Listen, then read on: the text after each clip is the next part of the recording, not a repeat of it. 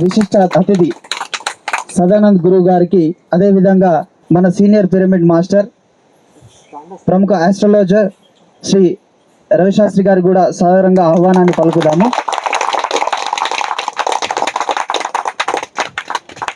ఆ చైతన్యం అనే స్పర్శ కలనంత కాలము ఆటోమేటిక్గా అప్పటి వరకు ఏమీ ఉండదు. ఇవన్నీ ఎట్లా ఉంటుందంటే, స్కూల్కి వెళ్ళే పిల్లోడికి అబ్బా స్కూల్కి వెళ్తే బాగుంది, హై స్కూల్కి వెళ్ళే పిల్లోడికి హై స్కూల్కి వెళ్తే బాగుంది, ఇంటర్మీడియట్స్కి వెళ్ళే పిల్లోడికి అబ్బా ఇంటర్మీడియట్కి వెళ్తే అబ్బా బాగుంటుంది, డిగ్రీకి వెళ్ళే పిల్లోడు అబ్బా డిగ్రీ చదవరా నీకు అయిపోతుంది, ఇంజనీరింగ్ నీ జీవితం అయిపోయిందంటావు. అప్పుడు మెయిన్ జాబ్ వస్తుంది. ఆ జాబ్ ఏంటయ్యా అంటే, ఆటోమేటిక్గా ఆత్మజ్ఞానం తెలుసుకున్న తర్వాత ఈ ఆత్మతో ఏం పని చేయాలనే జాబు అప్పుడు వస్తుంది. అదే వారు చేసినా, మీరు చేసినా, బాబా గారు చేసినా, సార్ వారు చేసినా కానీ చేసేసేది, వారు సుబ్రహ్మణ్యం గారు చేసినా కానీ చేస్తుంది ఏంటి, అదే పని. దీని గురించే ఇప్పుడు పత్రిజీ గారు నాకు ఒక అసైన్మెంట్ ఇచ్చాడు. 7 సంవత్సరాల నుంచి చేస్తూ ఉన్నా. ఏంటి అంటే ఆ అసైన్మెంటు శ్వాస అనే పుస్తకం అన్నమాట. అప్పుడు చైతన్యంతో మమేకం అవుతాం. ఆ చైతన్యంతో మమేకమైనప్పుడు ఆ ఆత్మస్థితిలో మనం చేసే పనులు నిజమైన పనులు. అప్పుడు పనికి అలసట ఉండదు, సంపదకి కొరవ ఉండదు. ఆ స్థితి వరకు మనం వెళ్ళాలి. ఈ స్థితి అంటే ఎప్పుడు వస్తుంది అంటే, మన ఆత్మజ్ఞాన స్థితి రావాలి అంటే ముందర మనకి సాధన అనేది అవసరం. ఈ సాధన వస్తేనే అవుతుంది. ఆ సాధనకి ఎంత గొప్ప సాధన చేస్తున్నామో అని తెలియపరచడానికి చేసేదే ఆ పుస్తకం. మనం ఎంత గొప్ప సాధనలో ఉన్నాం, శ్వాసను పట్టుకుంటే ఏం జరుగుతుంది మన శరీరంలో అని తెలియపరిచేదే ఆ పుస్తకం. కానీ ఇన్ని మాటలు చెప్పి, ఇంత పుస్తకం ఇచ్చి, ఇన్ని చేసినా ఫైనల్గా చేయాల్సిందండి సాధన. అన్ని కూరగాయలు ఉన్నాయి, నేను కూర వండను. ఆ కూర మంచిదే, ఈ కూర మంచిదే, అన్ని రకాల కూరలు మంచిదే, నువ్వు కూర చేసుకోవాల్సింది నీ బాధ్యతే.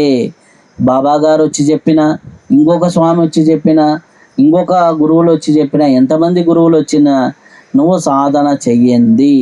నీ స్వయం సాధన లేనిది జీవితం లేదు. ఓకేనా? కూర్చోండి.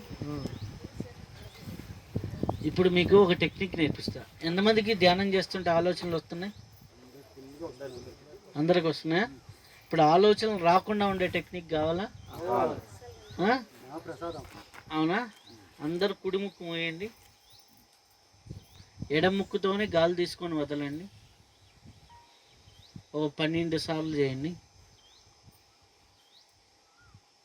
1 2 మీకు ఎవరికి వాళ్ళు కౌంట్ చేసుకోవచ్చు. 1 2 3 4 5 6 ఇట్లా ఈ వేలు గణపుల్లో 12 గణపులు ఉంటే ఈజీగా కౌంట్ చేసుకోవచ్చు. Left in left out 12 times.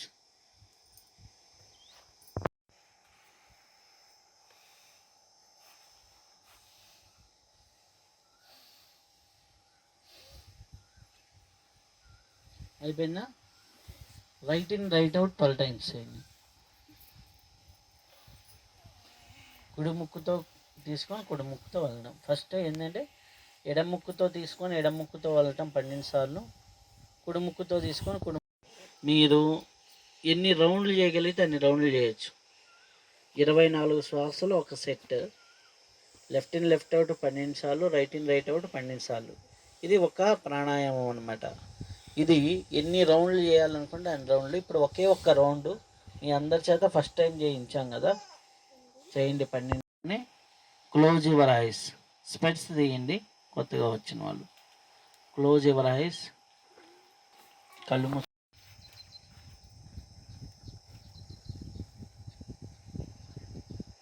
ఇప్పుడు మీరు ఆలోచించడానికి ప్రయత్నం చేయండి. ఇప్పుడు దాకా మీకు ఆలోచనలు వస్తుంటే పక్కకి తీసేయండి.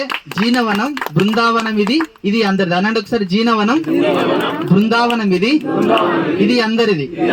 సో అందరికి ఈ విషయం ఈ చుట్టుపక్కల మాందాపురము, నాంపల్లి, మాల్ ఈ ఏరియాలలో అందరికి ఈ విషయం తెలిసి ఇక్కడ ఆశ్రమం ఉందని మాత్రమే వచ్చారు. అవునా కదా? అంటే అదృష్టం ఉన్న వాళ్ళు, అంటే భగవంతుడు ఒక్క అడుగేస్తే మనల్ని ప్రకృతి 100 అడుగులు వేయిస్తుంది. అవునా కదా? రోజు మీరు ఇక్కడ ధ్యానం చేయడం, గురువుల యొక్క సందేశాలు తీసుకోవడం భాగ్యమా కాదా? ఎంత అద్భుతం ఇది. అల్లున్నట్లు చెన్నున్నట్టు ఇక్కడ చుట్టుపక్కల అందరికి తెలిసి ఇక్కడ విషయం, కానీ ఎవరు పోరు. వెయ్యడానికి అర్హత ఉన్నది కాబట్టి you are all the eligible candidates for learning the spirituality and meditation. Really such a great. అయితే ఈ ప్రాంతం గురించి, జీనవనం మన ఆశ్రమం గురించి right, Subrahmanyam sir, Garikapati Subrahmanyam sir ఎంత కృషి చేశారో ఈ ప్రాంత వాసులకు మొత్తం తెలుసు. సార్ వృత్తిరీత్యా బిజినెస్ చేసినప్పటికీ కూడా బిజినెస్ సైతం పక్కన పెట్టేది సెకండ్ ఇన్నింగ్స్ లాగా స్పిరిచువల్ నా యొక్క చివరి శ్వాస వరకు మొత్తం కూడా పత్రిజీ సార్ ఏదైతే బాటలో నడిచారో నేను కూడా అదే బాటలో నడిచి నా వంతు నేను ఎంత చేస్తానో అంత సమాజానికి ఇవ్వాలన్న ఒక గొప్ప ఉద్దేశంతో దీన్ని స్థాపించడం జరిగింది. సో ఇది గరికపాటి మెడిటేషన్ సెంటర్ అండ్ విజయవాడలో ఇంకొక మెడిటేషన్ సెంటర్ ఉంటుంది మనకు. ఇట్లా మొత్తం జీవితం మొత్తం కూడా విశ్వ కళ్యాణానికే అంకితం చేశారు sir and sir entire family కూడా. సో సార్కు ఒకసారి గట్టిగా తప్పకుండా మనం వెల్కమ్ చేస్తున్నాము. ఇప్పుడు మనం ఆచరించే దగ్గర మనకి కష్టం అయిపోతుంది. ఎందుకని? కళ్ళు మూసుకొని కూర్చోవాలి. మొబైల్ ఫోను, మన వ్యాపారము, మన వ్యవసాయము, భార్య పిల్లలు, దావతులు అన్నీ చేసుకుంటూ మనం గంట సేపు కళ్ళు మూసుకొని కూర్చోవాలంటే ఎంత కష్టమైపోయిందో. నాకే ఎంతో కష్టమైంది 2 ఏళ్ళు. అప్పుడు ధ్యానంలో నాతో ఆకిరిపల్లి పిరమిడ్లో నాకు 3వ కన్ను తెరుచుకొని నాకు ఆత్మ సాత్కారం దొరికి భగవంతుడు కనిపించి నీవు ఇందుకోసం పుట్టావు, నీ జీవిత లక్ష్యం అని తెలుసుకున్న తర్వాత నాకు ఏ అవకాశం ఉంటే పత్రిజీ ఏం చేస్తాను, నేనేం చేయగలను? ఆయనలాగా ఆయన ఇంద్రుడి చెంది పొగటం కాదు, నేనేం చేయగలను? నాకేముంది అవకాశం?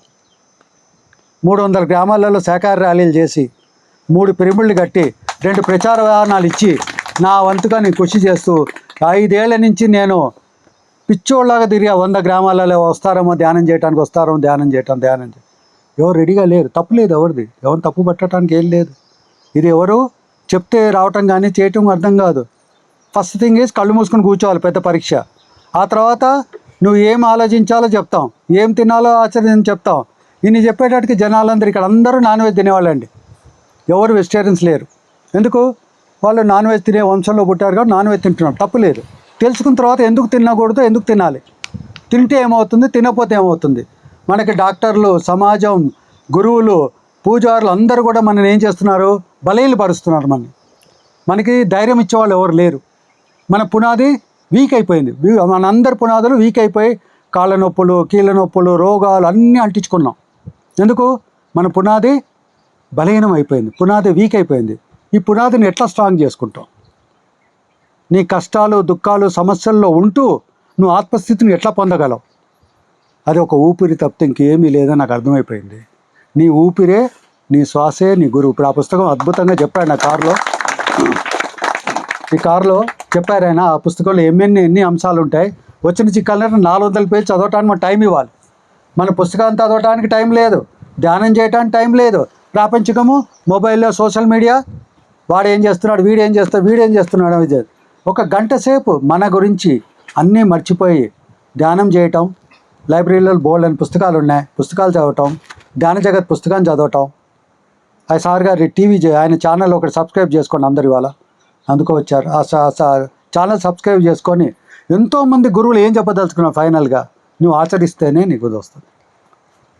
20 ఏళ్ల క్రితం ఈ స్థలం కొన్నాను, మధ్యలో కొన్ని రోజులు వ్యవసాయం చేసి నాది నా పని కాదని చెప్పి వదిలేసి ఎప్పుడైతే 12 ఏళ్ల క్రితం ధ్యానంలోకి వచ్చానో, ఈ స్థలం ఇప్పుడు మంచి రేటు వస్తుంది అమ్మేసుకుందాం, నాకు టైం లేదు, మా అబ్బాయి అమెరికాకి వెళ్ళిపోతాడు, ఎన్నెన్ని చేసుకుంటూ అక్కడ ఫ్యాక్టరీ, ఇక్కడ వ్యాపారం అని చెప్పి అనుకున్నప్పుడు, ఇదే చింతతేట ధ్యానం చేసినప్పుడు ఇది విశ్వానికి ఇచ్చేసేవని మెసేజ్ రావటం. మెసేజ్ కంటే ఏం చేయాలి? ఫస్ట్ పిరమిడ్ కట్టా, గడ్డి పిరమిడ్ ఉండేది. ఫస్ట్ పిరమిడ్ గడ్డి పిరమిడ్ ఉండేది. ఆ పిరమిడ్ నాకు చెప్తుంది, పత్రిజీ కూడా అన్నారు, నువ్వు లోకల్ వాళ్ళనే నువ్వు ధ్యానంలో తీసుకురా, వాళ్ళే నడుపుకుంటారు, వాళ్ళే చేస్తారు. కోవిడ్ టైంలో సార్ గారి ఇంటికి వెళ్ళినప్పుడు ఆయన మా ఇంటి దగ్గరే ఉండేవాడు. పత్రిజీ గారి ఇంటి దగ్గరే వెళ్ళి రోజు ఆయన ఇంటికి వెళ్ళి సత్సంగం చేసేవాళ్ళం. ఆయనే డ్రాయింగ్ వేశాడు. ఆయన వచ్చి చింతతేట చూసి ఇది అద్భుతం, సార్ ఏంటి సార్ మీ అభిప్రాయం అని అడిగాను. బాబు ఇది ఆకాశం అంత ఉంది వర్క్, నువ్వు ఎంత చేసుకుంటే అంత అన్నాడు. సో హిందీ అది నేను చెప్పలే, నాకు ఇక్కడ ఎనర్జీ అంత ఉంది. దీప్తి నాదేళ్ళ ఇంకా మీద వాళ్ళు వచ్చి ఇక్కడ 100 ఋషులు ఇక్కడ హాస్టల్గా ధ్యానం చేస్తున్నారు. మనకి ఎప్పుడు తెలుస్తుంది? కళ్ళు మూసుకొని కూర్చుంటే తెలుస్తుంది. వారానికి ఒక రోజన్నా ఇక్కడికి వచ్చి ఈ ఎనర్జీని తీసుకొని ఇక్కడ మీరు అందరూ ఉన్నారు, ఇక్కడ స్థితిలో ఉంటేనే మీకు చెప్పే గురువు బాబా గారు చెప్పినది కానీ నేను చెప్పినా శాస్త్రి గారు చెప్పినా మీరు తీసుకునే స్థితిలో ఉండి ఆ తీసుకునేది ఉంచుకోవాలి. ఆ గేట్ దాటంగానే మనకి ఎరేజ్ అయిపోతుంది మొత్తం. ఏమవుతుంది? మనకి గేట్ దాటంగానే మళ్ళీ మనలో రాక్షసుడు బయటకు వచ్చేస్తాడు. ఓ రేపు ఈ సాయంత్రం ఇది ఉంది, రేపు అది ఉంది, రేపు ఎల్లుండి అది ఉంది, ఇది ఉంది అని చెప్పి మనం ప్రాపంచంలో పడిపోతాం. మనం ధ్యానం స్థితప్రజ్ఞతతో చేస్తే అవేవి మనకి అడ్డురావు. మన ఫౌండేషన్ స్ట్రాంగ్ వేసుకోవాలి. ఇప్పుడు ఏంటి, మన ఆధ్యాత్మిక జీవితం యొక్క ఫౌండేషన్ని స్ట్రాంగ్ వేసుకుంటే తుఫాన్ వచ్చినా సునామీ వచ్చినా ఏది వచ్చినా కూడా నిలబడతాం. మన జీవితంలో కష్టాలు, జబ్బులు, రోగాలు, సమస్యలు అన్నీ ఉంటాయి. వీటిలో ఉంటూ మన ఆధ్యాత్మికతను పట్టుకోవాలి. ఏది తప్పించుకోలేవు, అన్నీ వస్తాయి. రోగాలు వస్తాయి, సమస్యలు వస్తాయి, సృష్టి వస్తాయి, అన్నీ వస్తాయి. అంతకుముందు ఏం చేసాం? ఈ బాబా నా కష్టాలు తీరుస్తాడు, ఈ బాబాని నమ్ముకుంటే నా బాధ్యతలు తీరుస్తాడు, ఈయన నా కష్టాలు తీరుస్తానని వెళ్ళాం. ఇప్పుడు ఏం తెచ్చుకుంటాం? అన్నీ మనమే తెచ్చుకున్నాం. ఇది మనమే తీర్చుకోవాలి. తీర్చుకోలేకపోతే దాంతోనే జీవించాలి, తప్పించుకోలేము.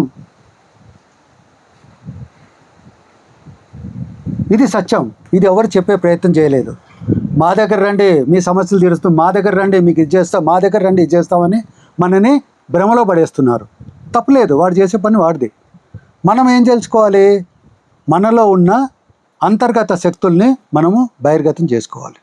మనలో ఆ అంతర్గత శక్తుల్ని మనం నీళ్లు పోసి ఆ మొక్కని, గులాబీ పువ్వు ఉంది, గులాబీ పువ్వు మొక్క ఎలా విచ్చుకుంటుందో మనలో ఉన్న అజ్ఞానాన్ని విచ్చుకుంటూ ఆ గులాబీతో పువ్వులోని ఆ మకరందాన్ని పట్టుకోవాలి. అదే ధ్యానము, అదే మన ఆత్మ. గులాబీ యొక్క మొక్క లోపల ముడుచుకొని ఉంది మనందరిలోనూ. దానికి నీళ్ళు ధ్యానం అనే ఆహారం పెట్టి ఆ పువ్వుని వికసింపజేసుకోవాలి. అది వికసింపజేసినప్పుడు ఎన్నైతే రెమ్మలు ఉన్నాయో ఆ రెమ్మలన్నీ మన అజ్ఞానం అన్నీ చేసి మధ్యలో ఉండే మకరందాన్ని పట్టుకోవాలి. ఇదండి. సో సార్ది బాబా గారిది ఎంత అంటే, సత్యరెడ్డి హ్యాపీ సండే ప్రోగ్రాం పెడదాం సార్ జనాలు రావట్లేదు అంటే మొబైల్లో చూస్తున్నాను, ఎవరు పిలుద్దాం, ముదాల్కర్ పిలిస్తే ముదాల్కర్ బిజీ ఉన్నాడు, ఎవరో 3-4 ఈయన నెంబర్ టక్కున వచ్చేసింది నా దగ్గర. నేను ఎప్పుడు ఫీడ్ చేసుకున్నా గుర్తే లేదు. 106 ఇయర్స్ బాబా అని నెంబర్ ఫీడ్ చేసుకున్నా. కొట్టి చూద్దాం కుదురుతుందో లేదో అని చెప్పి ఫోన్ చేశా. బాబా ఫోన్ ఎత్తారు. నా భాగ్యం ఉంటుంది. ఆయన అసిస్టెంట్ ఉంటారేమో, ఎవరో ఉంటారో, ఆయన ద్వారా అపాయింట్మెంట్ తీసుకోవాలేమో, ఏ ఊర్లో ఉన్నారో ట్రైన్లో రప్పించాలని అనుకున్నాను. నేను హైదరాబాద్లో ఉన్నాను, నువ్వు నెక్స్ట్ డే మధ్యాహ్నం ఈ టైం ఫోన్ చేయి బాగా, నేను చెప్తా అన్నాడు. మన్నాడు ఫోన్, నేను 12:30 ఫోన్ చేయగానే వస్తున్నా అన్నాడు. ఎంత యాదృచ్ఛికం సార్. రవిశాస్త్రి గారు ఉన్నారు, ఆయన అపాయింట్మెంట్ లేకపోతే ఆయన కూడా వస్తారని చెప్పి సాయంత్రం ఫోన్ చేసి ఆయన కూడా వస్తున్నారు. నాకు రవిశాస్త్రికి ఇప్పుడే కనెక్షన్ ఏదో కనిపిస్తుంది. నాకు ఏదో జరిగిపోయింది. నాకు ఆయన చూడంగానే ఏదో అనిపించింది. నా వంతు ఆయనకి నా యొక్క సహకారం, ఆయన నాకు సహకారం చేద్దామని నాకు ఇప్పుడే మెసేజ్ వచ్చింది.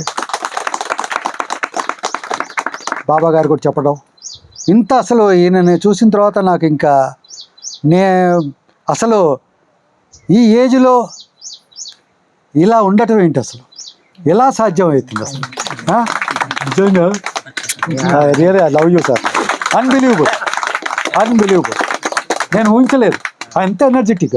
ఏమి తినలేదు, పొద్దున్న రాగి జావ తాగారు అంతే.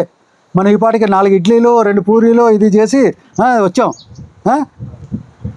సో ఆయన ద్వారా ఆయన ఒక సందేశం తీసుకొని మోహన్ బాబుది థ్యాంక్ యూ. ఈ ఒళ్ళును భద్రంగా పెట్టుకునేకి జనంతా ఆసనాలు, మనల్ని మనం ఎవరో తెలుసుకునే దానికి వీలైన ప్రాణాయామ వ్యవహారాలు. ప్రాణాయామాలు కూడా అనేక రకాలు ఉన్నాయి. మళ్ళీ అవన్నీ చెప్పినానంటే మీరు కన్ఫ్యూజన్ అవుతుంది. అన్నిటికన్నా సులభమైన ప్రాణాయామ ప్రక్రియ పత్రిజీ చెప్పిన ప్రాణాయామ క్రియ. 1 గంట సేపు మీ ధ్యాసను మీరు గమనించుకుంటూ ఉన్నారంటే మీ మనసులో రెండవ ఆలోచనలు రావు. ఈ దిక్కుమాలిన ఆలోచన రాకుండా ఉండేదానికే మన ఋషిమునులు ఇన్ని దావలు కనిపెట్టి, సముద్రంలో అలలైనా కానీ ఏ పొద్దున్నా వద్దురా భయ్ అని అలసిపోయి గమ్మనుంటాయి ఏమో, కానీ మనోతరంగాలు అనేది ఒకటిడిస్తే ఒకటి వస్తూనే ఉంటాయి. దాన్ని నియంత్రించే ఒకటే పద్ధతి, దానికి ఒక పని పెట్టడం. ఆ దెయ్యానికి చెట్టు ఎక్కి దిగమని ఎట్ట పని పెట్టినామో, మన లోపలికి ఎక్కి దిగుతున్న ఈ వాయువును అబ్జర్వ్ చేయడం. ఇంతకన్నా సులభంగా చెప్పే యోగి ఒక్కడు ప్రపంచంలో నా భూతో నా భవిష్యత్తు. ఇంతకుముందు ఎవరు చెప్పలే, ఇంకా చెప్పేవాడు పుట్టబోడు. ఇంతకన్నా సులభమైన యోగం లేదు. మీరంతా అదృష్టవంతులు, నేను ఇంకా అదృష్టవంతుడు. ఆ మహానుభావుని ప్రత్యక్షంగా చూసి మాట్లాడాను.